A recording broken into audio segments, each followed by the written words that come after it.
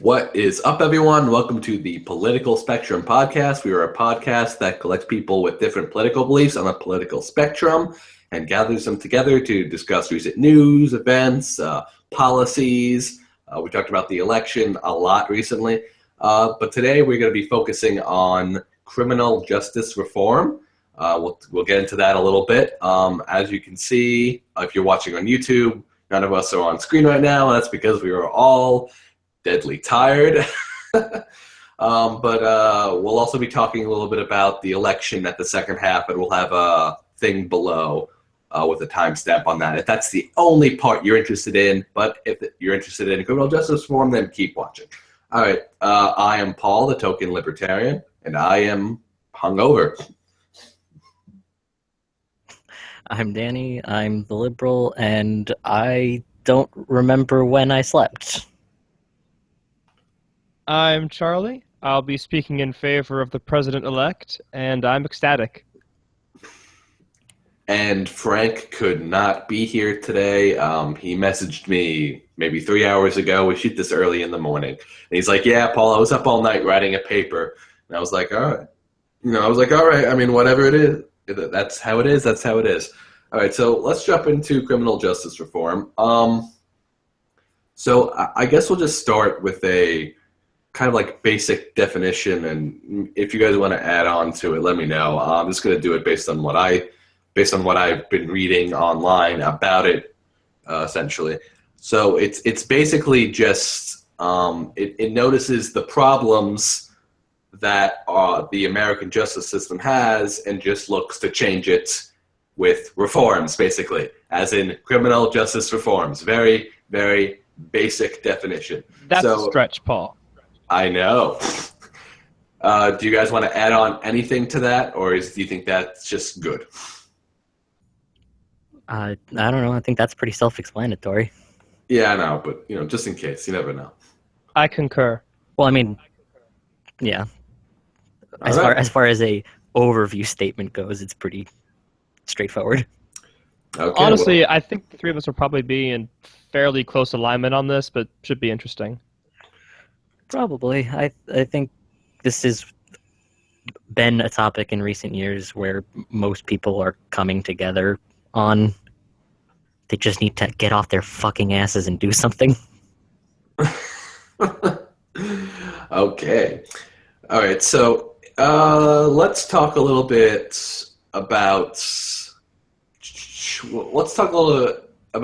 amount of incarcerations that we have in the United States comparatively, and I'm gonna look to pull up a graph on this while you guys just talk about it a little bit. But I believe that America, do we have the most people in jail per capita, don't we? We incarcerate the most people, period. Like, we incarcerate at a higher rate than even nations way more populous than us, including China. Yeah, a lot of them are pretty short sentences, but overall, yeah, we incarcerate a lot of people. Right, and part of the reason for that is due to the way that we treat minor offenses. Especially the use of illegal drugs, for instance. So they have minimum sentencing laws. Mandatory minimums. Yeah, there you go. That's the easier way to say it. Mandatory minimums. So people who commit a certain amount of crime, a certain amount of times, are automatically sent to jail for X amount of time. It could be maybe 10 years, perhaps, for certain types of drugs. So talk a little bit about that. Well, I'd like to just make a quick correction. It's not just if you've been arrested multiple times. That's something different. You're combining 3-strike laws in with mandatory minimums. Mandatory minimums are just mainly federal guidelines. I think some states have their versions of it, but it basically boils down to if you commit X crime, the judge has to give you at least this much time. Yeah, it can go higher, but it has to be this much.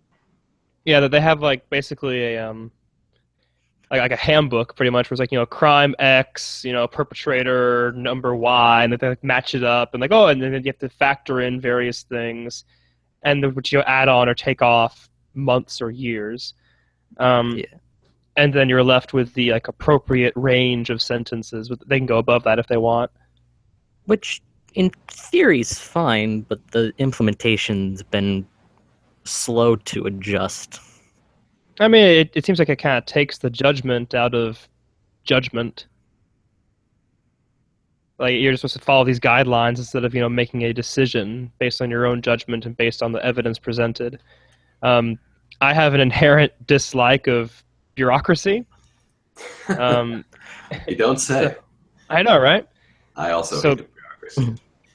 So seeing it imposed like this on especially on a system where every situation is different, I'm not sure a one size fits all guideline policy is really workable or just. I agree with that.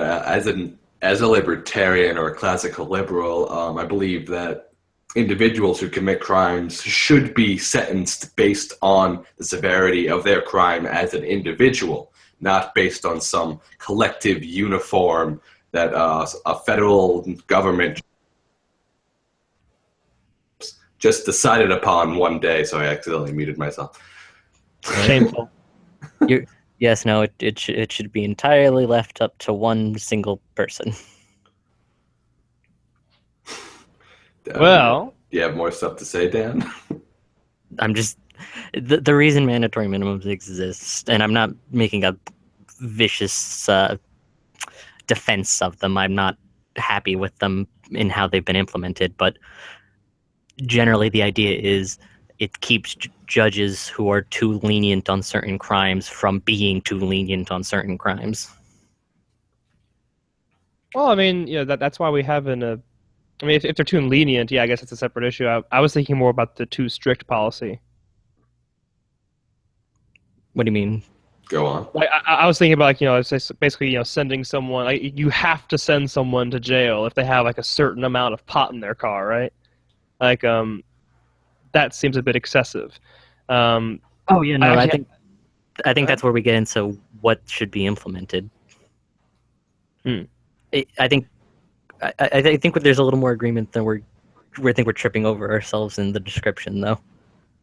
I think the part people are interested in are the disagreements, but no, I do believe people should be treated as individuals. But in the court, we have an appeals process. Yeah. Well, that's true too. So the reason why this was put into place was, I believe it was what was it, the 70s, 80s maybe, that they wanted to just harbor down on all crime in the United States, I believe. War on drugs, baby. Yeah, the war on drugs.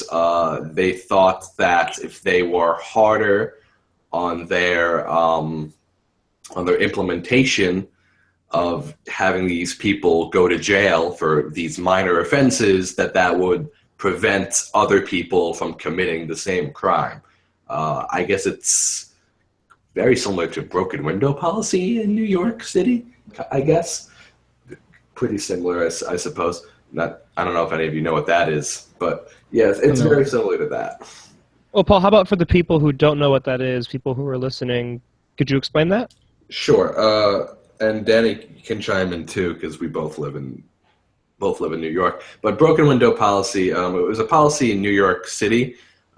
Basically, the idea was that they would basically focus all crimes, I guess, kind of equally. So they would put in as much time for minor offenses that were occurring in New York City, and just as basically for the higher offenses. So it was basically like, if someone breaks a window, the cops would be just as fervent to find the culprit as like a big crime. And that's basically what they did in New York City, but I believe they repealed that. Danny, do you have any info on that? It wasn't really a policy in like the policy sense of governing. It was more of an ideological approach to policing. Yeah, Right, it was more of more- Bratton's approach than it was like this is around the time Giuliani was mayor, and I want to say it might have been just prior to him, but it mainly has to do with Bratton when he took over as police chief. Mm. It has its ups and downs. The upsides is it's not. I don't think it's a one size fits all policy. I think for New York, when Bratton was taking over, we were at a time where we still see it. For those who have ever watched the movie Taxi Driver, New York in the 70s and 80s was a hellhole. Yeah, it was kind of glorious, though. You had the Zero running around. Yeah, that's true. I certainly agree that at the time of its implementation, it was definitely required, and New York City has been heavily cleaned up since then. So, but perhaps it was taken to levels that are unnecessary. But, who knows? Well, there's a lot of factors in New York cleaning up its act, but the reason I would say the broken window stuff worked for New York in particular was once we were getting back to a certain level of presentability, let's say, we naturally have a certain economic engine to kick it into overdrive. So I don't know if how well that policy has really been implemented in other cities even, but the principle is something that people have tried to apply at various stages in various places.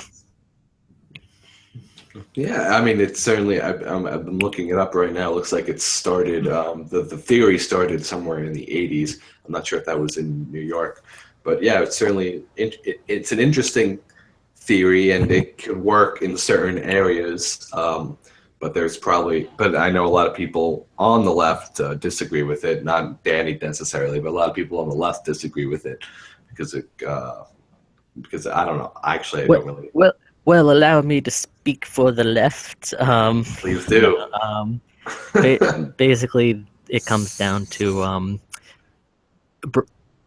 the implementation typically has led to disproportionate targeting of racial groups in particular.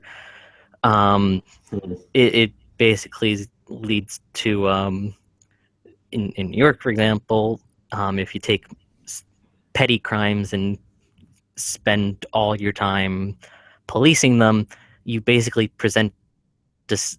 Well, actually, yeah, you see a lot of the lingering effects of that continuing today, where people who live in minority heavy groups disproportionately feel like the police spend all their time targeting them because they're going after petty crimes, and the result ends up being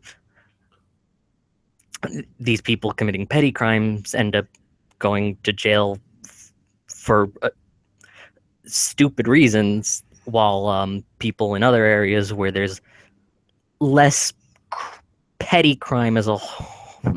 I'm wording it a little poorly here. Yes, it's certainly hard to to word the left's position. Kicking in on my articulation here, but basically the idea Charlie, is with people spending all their time on smaller crimes, you end up wasting time on smaller crimes and punishing people for smaller and smaller offenses. Charlie, do you have any response to any of the stuff that we mentioned about this particular New York City policy? It's not really within my area. I am from a more rural southern background, so the intricacies of inner city policing aren't really my business. Fair enough. Okay, so regarding the principle, though, regarding the principle of of basically saying, this is kind of jumping back to before, talking more specifically about mandatory minimums, like the drive to want to criminalize, lesser crimes to a greater extent, so that way people will be disincentivized from committing those crimes. That idea is sound. that is a sound principle, but the problem is you have to find the right area, because the way we kind of have it now is like, yeah, they're just draconian enough that people are going to jail, but it's not fixing the problem. So we either need to lighten up, or we need to go more strict, harden down. Right. That's actually that's actually very very interesting position on that. So you're saying that they might not be hard enough on their, I guess, implementation of this, like, federal anti-drug laws, for instance. Well, personally, I'm actually fairly liberal on this issue. I know, but I'm just saying that there's a possibility that Yes, it there is a could possibility, work. because if you want to really use the idea of force to dissuade crime. For those who don't know, that's all government has a monopoly over. It's force. Gotta get my libertarian stuff in there. Woo! Yes. No, I mean, you're right. I thought Disney owns the Force now. God help us. I will not be seeing Rogue One. It looks like crap. Remember Star Wars? Oh my God. I liked The Force Awakens. It was a good flick. Why do they have to ruin it now? I remember. Oh well. Anyway, so back to criminal justice reform. But yes, it is definitely a possibility that you could go more hard line. That's not the course that I would personally take, but it would be a viable force. Because if you want to intimidate people, right, into following the laws, you have to actually intimidate them. You can't just say, yeah, we'll screw up your life enough to make you pissed off, and that's about it. You have to put the fear of God into them, which is not the route I would recommend, but it is a viable route. That's actually very interesting. Okay, so I do think we are too lenient on certain crimes, at least in sentencings. In particular, judges have a tendency to go too light on sexual assault and rape. Right, and do we want to talk about Brock Turner? That's a prime example of it. I don't really care too much to discuss the specifics of his case, but when a guy is arrested for raping, I shouldn't even say having sex, raping an unconscious woman behind a dumpster, it's really hard to argue consent. Yeah. And the fact that you get 6 months and then what was it, like 3 months with good behavior? It's like, yeah, he got out very early. And the reasoning was like, it shouldn't ruin his life. And it's like, yeah, well, he shouldn't commit a crime to another human being. Oh, I mean, I actually kind of agree. I think we should, I think we need to lighten up on some of our laws, like especially regarding drug laws. But once we do that, we need to have kind of like an iron line, right? And if you cross this line, we bring the hammer down. Now, in any system, you have to account for outliers, right? So it's like, for example, if in a certain case, like, there are certain people right now who will claim that if two drunk people have sex, that's rape, right? That's not true. Now, what Brock Turner did, I mean, like, I don't have enough information. We tend to politicize criminal cases, especially today, when we all have access to them. But I think it is important that, Dan, you're right. If there is clear-cut evidence of rape, well, then yeah, you bring the hammer of God down on them. And well, the reason I think his case caught so much attention is it's a very open and shut case. It's not one where there's a lot of ambiguity. Which we are now getting into the specifics. Yeah, it's two people found him doing what he was doing, stopped him, he went to jail, and got a terribly light sentence. Actually, I will point out, though, because I think California acted quickly and very... I don't know the right word I want to go here. I approve of the measure they took. They passed a law making it blatantly clear to any future judges that having sex with an unconscious person is in all cases rape. No ifs, ands, or buts, or wiggle room about it. That seems fairly reasonable. Yeah. That it does. Yeah. That it does. All right, so let's edge this back towards well, I guess that's technically in the realm, but criminal justice reform In general. Yeah, in general. So there's not a lot to talk about regarding it because I think we're all in fundamental agreement. So I'm not going to try to bait us or anything, but it seems like it's been garnering great amount of support recently in Congress, but it's been shown to be bipartisan through Republicans and Democrats. One thing I want to ask Charlie, do you think Donald Trump will do anything regarding this? I don't remember if he said anything during his campaign regarding it, but I think you would know more than me. And then we'll get on to talking about the Congress. Sure. I haven't heard him mention it. I wouldn't say it's outside the realm of possibility. I think it's not really a hot button issue is the thing. Like it's something that most people agree on, but also a lot of people don't seem to care about it very much. So it's not really something that he felt he needed to hit, again and again on the campaign trail. Right. I think if there was a significant, public outcry for it, I can easily see him moving in that direction with the power that he has, or will have, I should say. Danny, do you have any comments or any ideas? If Trump will do something? I think it depends on what position Gingrich gets. Gingrich has actually been one of the most vocally decent Republicans on the issue, having had several lengthy discussions on the issues with documentary crew for the Netflix movie 13 or series 13. I haven't gotten around to that one.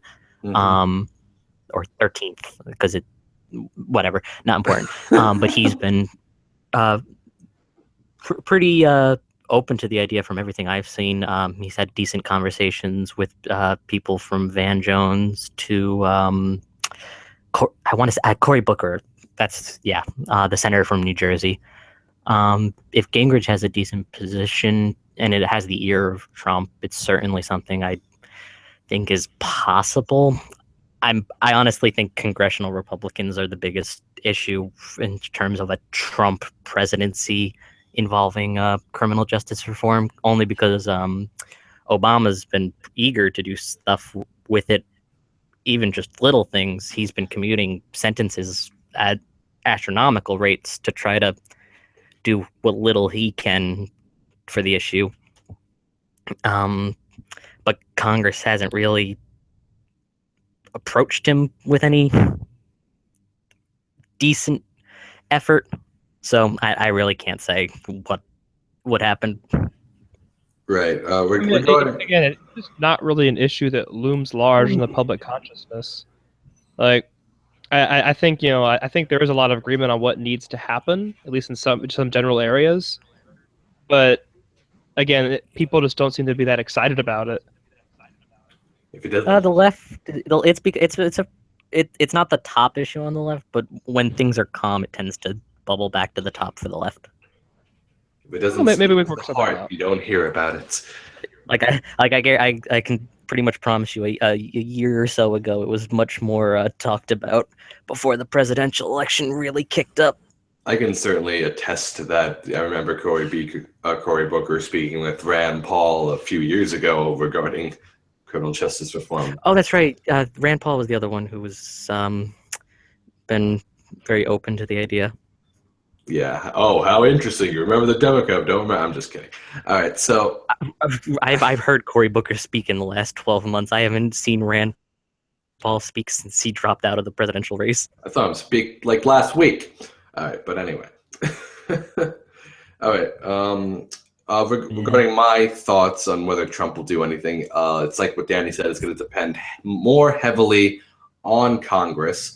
But I think that if there is a populist outcry, because Donald Trump, I believe he likes to be, like a cult of personality type of figure, wants to be popular with the people. If there is an outcry, I think he will do it. Because honestly, Cult I of think personality seems a bit extreme. I'm just, yeah, okay, it is fair enough. But I lost my He likes train to of be thought. popular. Yes, he likes to be popular. That's populism 101. All right. So, and if people want it, I'm sure he'll give it to them if Congress would allow it. So, Assuming Paul Ryan doesn't waste his time on other efforts, which seems to be the indication. Well, maybe he won't be around too much longer. Actually, not before we get too dragged into it. Unfortunately, Paul Ryan's in too good of a spot. Trump did too well for the Republicans. Ryan has enough seats that the Freedom Caucus, even if they try to stage a coup, doesn't have enough votes to stop him. That's unfortunate. Ah, well, we'll deal with him in time. I love the Freedom Caucus. Go Thomas Massey. Go Justin Amash. Actually, it's just Justin Amash. Go Justin Amash. I'm waiting for the national caucus, but whatever. In due time, my friend. In due time. All right. So, yeah, I think we talked about this issue enough. I mean, we could harbor you on with like statistics and facts, but honestly, they're readily available to anyone willing to look them up. It's as we said before, most people, the United States has the most incarcerated people. We do have African Americans being adversely affected. I believe it's 1 in 3 rather than with whites. I think it's, what is it, like 1 in 10, 1 in like 13, something like that. That actually is one thing we can come at it from the right a little bit. Like one of the big adverse effects this is having, particularly in the African American community, is just like it is contributing to the breakdown of the family structure. I mean, if so many of the men are getting put in prison, and for basically probably crimes that should not put them in prison, like they're probably crimes that could easily be solved at a more local level, and instead they're being shipped off somewhere for years at a time. I mean that is terribly destructive. And then they can't raise their children because they're in jail. Slight issue, yes. Yes. Danny, any thoughts? Yeah, I'm trying to figure out how I want to say it. Well, basically, just for some indication, one statistic, roughly as I remember it, I had looked it up not too long ago. Despite African Americans being like 15% of the American population, they make up 40% of our prison system, whereas white Americans being like 60 to 70% in that range are also at roughly the same incarceration rate, which doesn't add up. Right, and I when believe you actually look at it. Yeah, and I believe they have had done polls a few years ago. I remember when I was first getting into politics, maybe, I don't know how long it was. But, well, not when I was just getting into politics, when I was first getting into libertarianism, I was looking up some statistics, and it says that whites and blacks tend to use drugs at the same rates, or at least marijuana. And that's what a lot of these minimum sentencing things are for. That's a lot of what the drugs that these minority groups are getting arrested for. So they're targeting more of the minority groups because they're in the low poverty area. So they think in their head, so they have there's a better chance that they'll commit a crime in a low poverty area than in a rich neighborhood, which would have predominantly whites.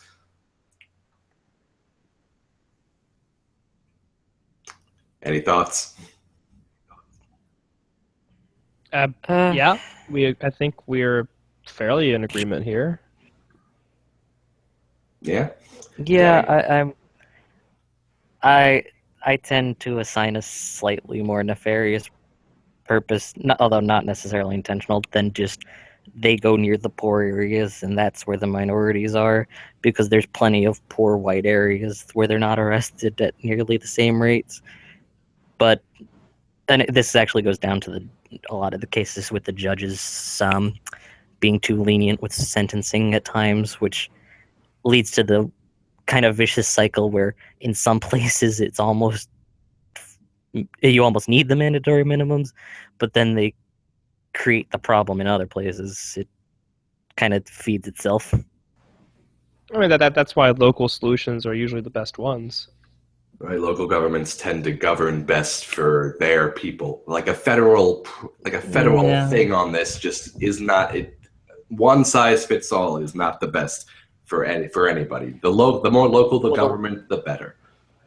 Hear, hear. Hey. All right. Well, there's issues with that too, because one of the major issues with policing in this country right now is basically using ticketing as budget for their local district. Oh yeah.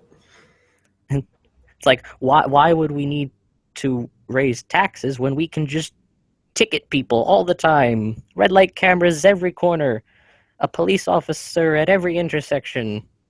Well, I mean, for the localities that can afford every that. intersection where minorities make up most of the population. Yeah, but I mean, if there's let me go full libertarian here for a second. If there's a local tyranny, you have more of an option to leave than if there's a national tyranny. Exactly. And Your right of exit is more secure. For those that don't know what Joey's talking about, he's basically saying that if you don't like the law in your local government, you can just move to another city or another state. With the federal government, you have to leave your entire country, which is a little harder. I still hate that argument. It's what the founders intended. It's the right of exit. It's basically the only fundamental right. Like they want the right to leave. I mean, basically why the founders had 13 states with their own local governments. And if people didn't like one, they would go to another one. It's the ease of it. Yes, back in the days where moving was pack up the 3 things you own, get in a carriage, and start your farm somewhere else. It's a little more complicated these days. I think that's subjective. That's a discussion for another day. That's subjective in some ways. But yeah, it's a discussion for another day. But like I said, if we were to give the federal lands back to the people, they could find a farm somewhere. That's Nevada, baby. So, all right. So let's. I think we covered a decent amount with criminal justice reform. Let's talk a little bit about the election. So for those of you that are just tuning in for the election portion, if you clicked the timestamp below.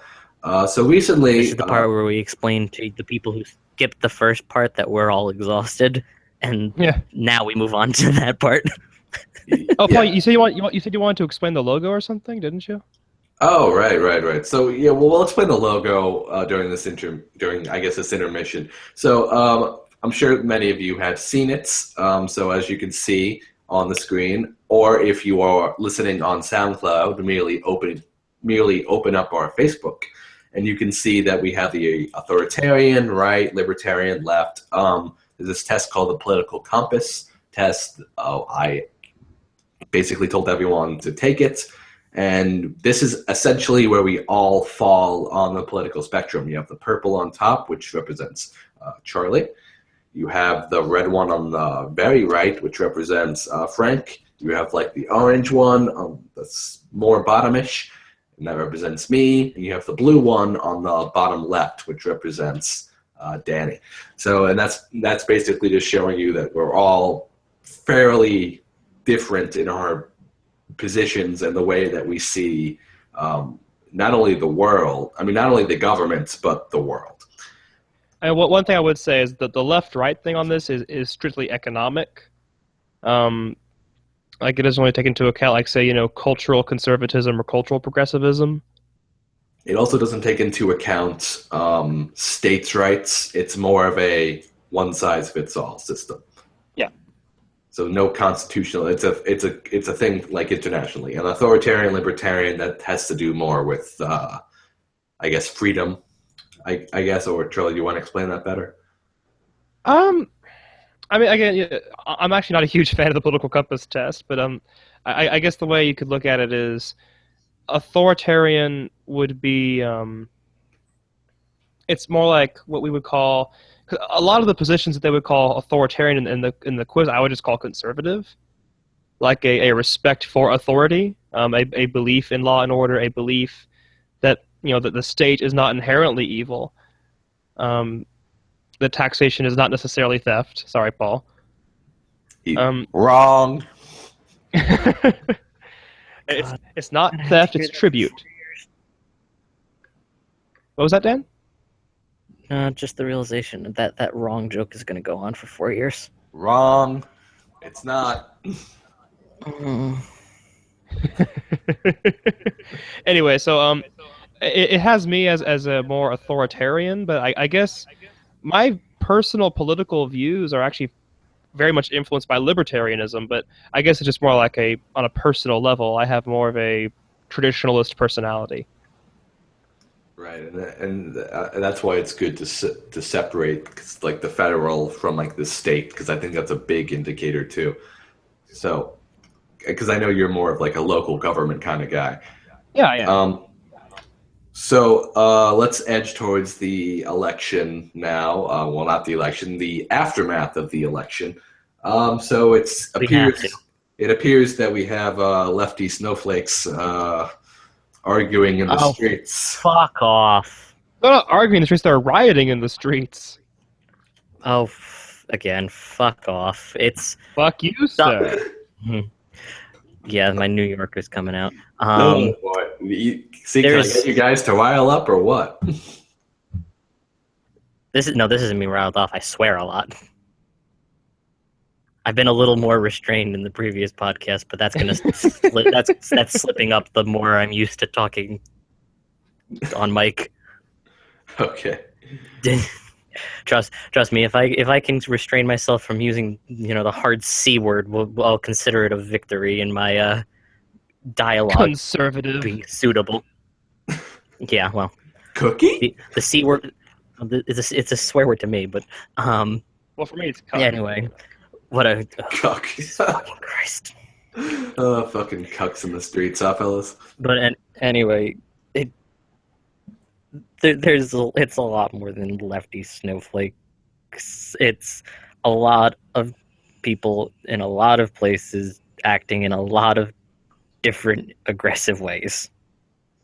Don't boil it down to one thing because you're going to annoy me that way. So lefty snowflake. I think lefty snowflakes are a part of it, but Dan's right. It is a diverse coalition of leftist agitators. I just said that to annoy Danny. I mean, they have people who call themselves anarchists, but they're not anarchists because they wanted Clinton, who's not an anarchist. They just call them anarchists because they don't want to have to call them communists. I mean, and they're not communists. There's a hardcore group out there that are, I'm sure, but I don't think most of these people are communists. I think they're just people who don't know how to lose. Because for their entire political lives, the Democrats have been in power. And now they're freaking out over over the most pro-gay, most economically centrist Republican president ever. Yeah. From your perspective. From the truth's perspectives. From the truth's perspective, Danny. For starters, let's get something out of the way. The right to protest is inherent, right or wrong, and no matter what the perspective is. Well, so, I mean, they have the right to protest. They do not have the right to attack people. Well, I mean, no one's denying with the right to protest. I think the issue here, and this is actually on both sides, but I follow people on the right and people on the left on Facebook, and I've seen posts, Trump supporters beat up Hillary supporters, and Hillary supporters beat up Trump supporters. So it's definitely not just one direction, although the stories that keep coming out, it's like, the stories that keep coming out, it's like there was this one girl, I forget where I think she was in Louisiana. She was an 18-year-old Muslim girl. And she said, like, someone, like, attacked her, yelling, "Make America Great Again." Like, she admitted that it was a lie, that she'd made it up. I mean, look, this all kind of... It's very strange to me, because when Donald Trump, when he said, "Hey, I'll leave you in suspense," people freaked the hell out. Like, how dare he even insinuate that he would not respect the democratic process? And now that the democratic process has gone in his favor, the left's freaking out and committing violence. But for some reason, that's totally okay. Two things. One, key difference is the leader of the movement and the candidate did concede in this case. The concern was when the candidate and the leader of a movement doesn't concede, it riles up even moderate people. Two, we are in a very unique situation with the results of this election. We have an unpopular candidate, even by people who voted for him. He's still very unpopular. Just won due to the Electoral College, and will lose the popular vote while also still being under... I mean, obviously if you lose the popular vote, but also under 50% of the votes cast. But again, less votes in total. So you end up with a very tense situation where there's a certain amount of righteousness on everyone's side. Look, people are upset. I understand that. Like, they lost. They have a right to be upset. I wasn't really politically active like in 2008, but when Obama won, I was downcast. But when Obama won, the conservatives didn't take to the streets. Yes, they did. No, they didn't. Yes, they did. Just not sizable. Not inside. There are Did any images, state and I declare remember. Did any state declare like a state of emergency or declare riots in the area? Not to that degree, because there weren't that many of them. But Because I the remember them. conservatives abide by the law. Because conservatives say, "Oh, okay, we lost. Well, let's continue with our lives and go to our jobs and do things that matter." When leftists lose, they freak out and they start trying to basically undo the fabric of society.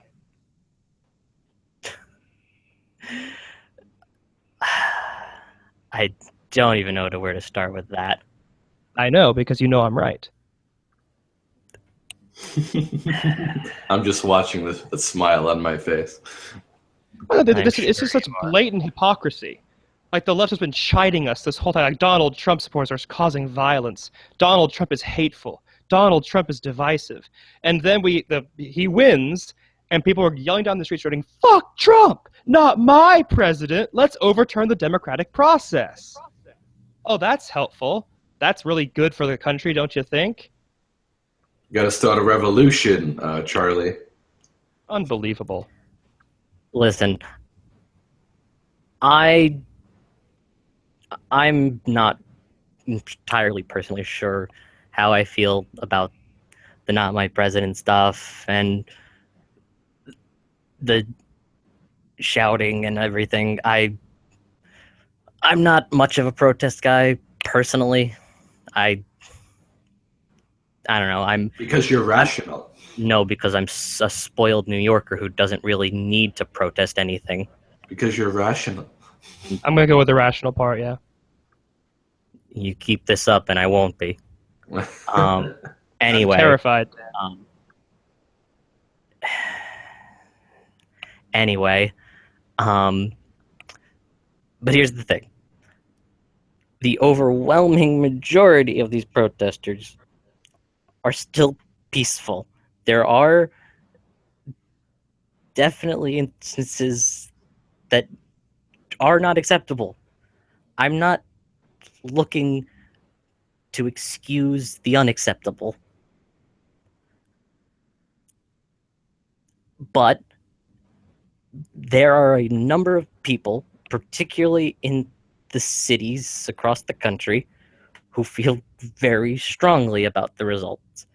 And part of the reason lefties protest is lefties live near each other in sizable numbers.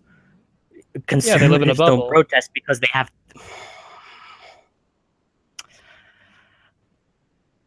Okay.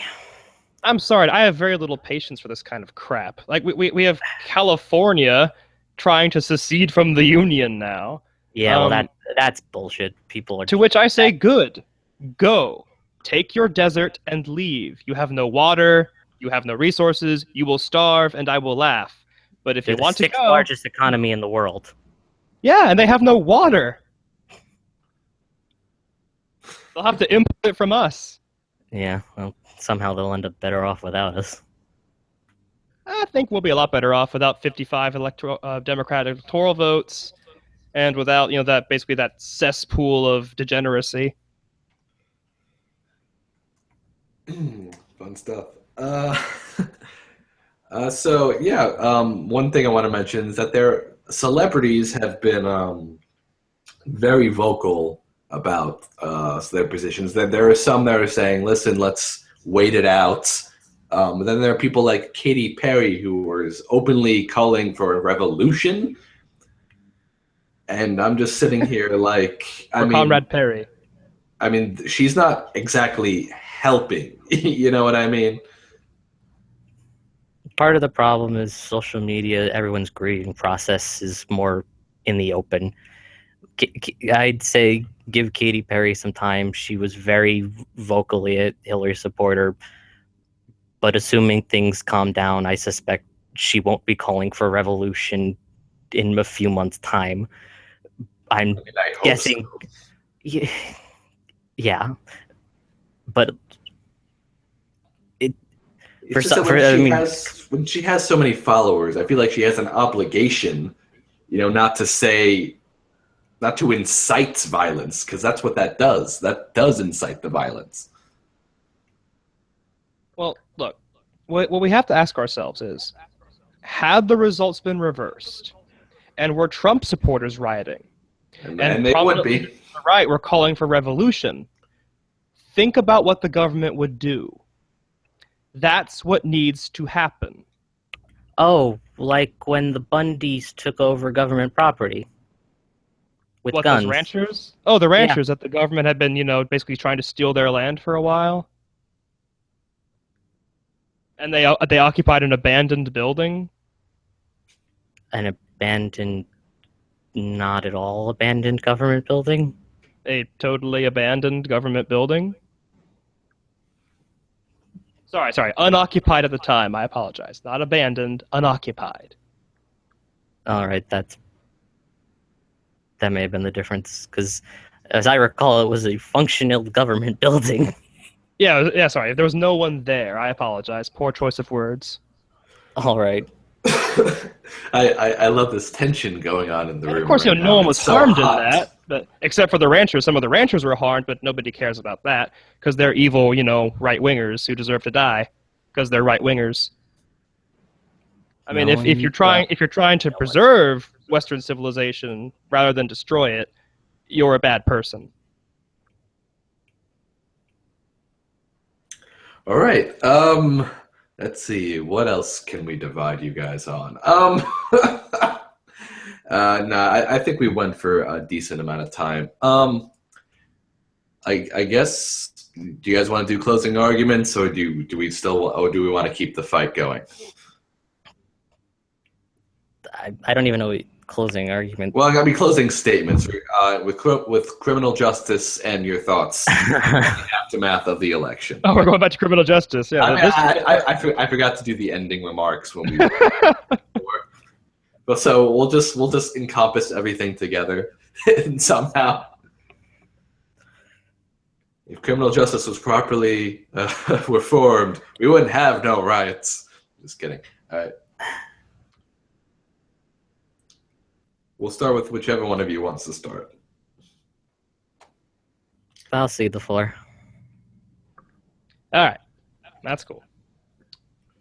Criminal justice reform. The criminal justice system needs reforming. That's all. Regarding the aftermath. Okay. California, I'm sorry. You are not entirely a cesspool of degeneracy. I am referring to Los Angeles, San Francisco, and San Diego. The rest of you are okay. Particularly Los Angeles, you are horrible.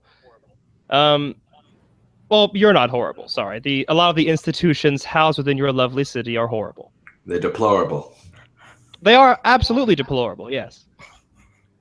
Now, regarding this protest thing, the right to protest is perfectly legitimate.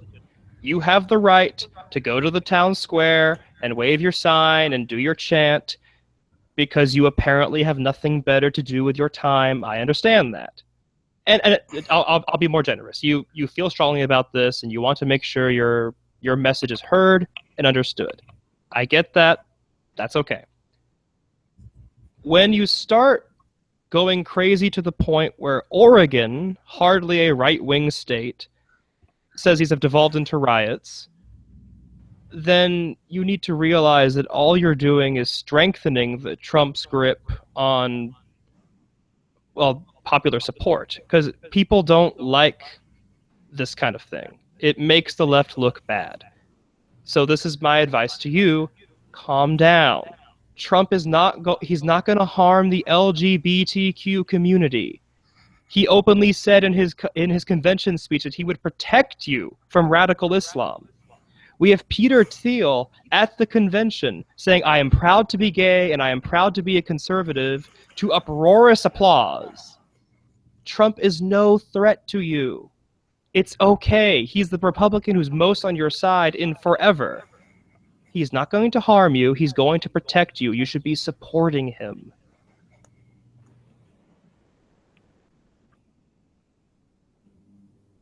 That is all.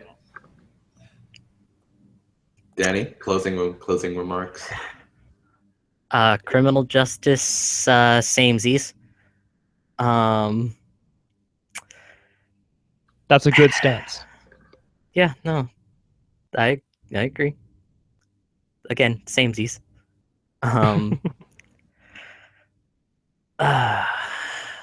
Listen, tensions are high. It's a very difficult election to get over. The specific scenario in which this election has resolved certainly did not help ease the tension. And a lot of people on both sides still feel very strongly. And part of the reason I think it's going to take some time is we still don't know what a Trump presidency actually is going to look like.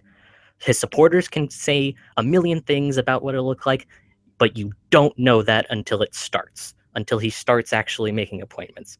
And on the left, there's the concern, but we also do not truly know. I actually think Dave Chappelle had a pretty good monologue ender discussing. I love that. Oh, did you see it? Yeah, it's actually trending on Facebook right now. Paul? Yeah, it's trending on Facebook right now. It's a nice little sentiment where he's talking about basically how far African Americans in this country have come, where they used to not even be allowed in the White House, but he got to go to a BET party where it was all black and Bradley Cooper for some reason. And he ends it by saying, so he's going to give President Trump a chance. And he used this phrase, "We, the historically disenfranchised, demand he give us the same." I think the majority of the protests are mainly about that sentiment.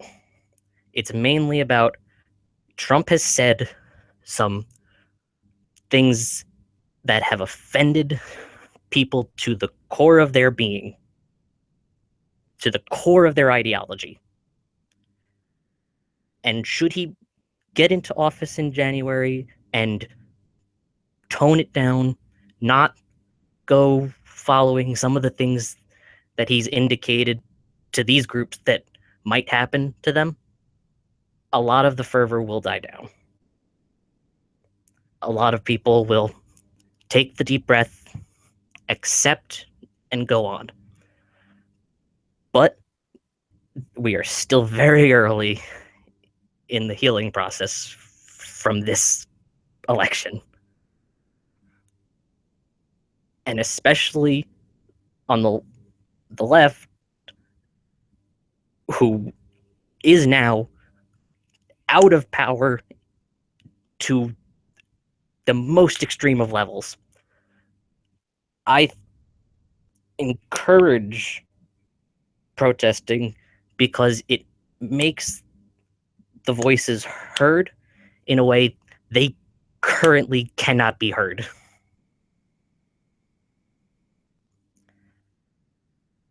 But obviously, it goes without saying that violent acts are unacceptable in every circumstance. And in Portland, things have gotten chaotic in a way that should not be encouraged. New York has been primarily the best example, I think. There's been a few scattered incidents, but overall, things are largely peaceful. Okay. And I think going forward, it's just going to be about seeing what Trump does next. It's really the only thing that can move this forward now. Fair enough. Okay, so my closing remarks, criminal justice reform, yeah, it should be done, and if you haven't watched the first half of the video, please do. Regarding these, the post-election, regarding this post-election sort of situation that we're in right now, yeah, I think the position that the three of us have, and although they were both fighting amongst each other before, and they were maybe getting a little snippy, but the three of us still have the same position. Whereas we believe we're rational. We believe that we should wait this out for a little while and just see what Trump does. And my position is personally that, listen, I'm all for protesting. If you want to protest, that's perfectly fine. But I would wait until he enacts a policy, because once he enacts a policy, then you can say, well, this is what he's done, and I disagree with what he's done. So I would wait until January for it. And he's going to do a lot in this first 100 days. So we won't have to wait too long to see whether or not protesting is a viable option here. But just to protest for the sake of protesting what he has said, he's been saying this stuff he said this stuff a long time before the election. I mean, you didn't see people in the streets then, only when he wins. But I understand that. I understand the sentiment. But just wait it out and see what he does with power rather than just go out in the streets now. Because if you do it so much now, it's not going to mean as much later. People are going to say, oh, well, they're just doing the same thing they did a few months ago.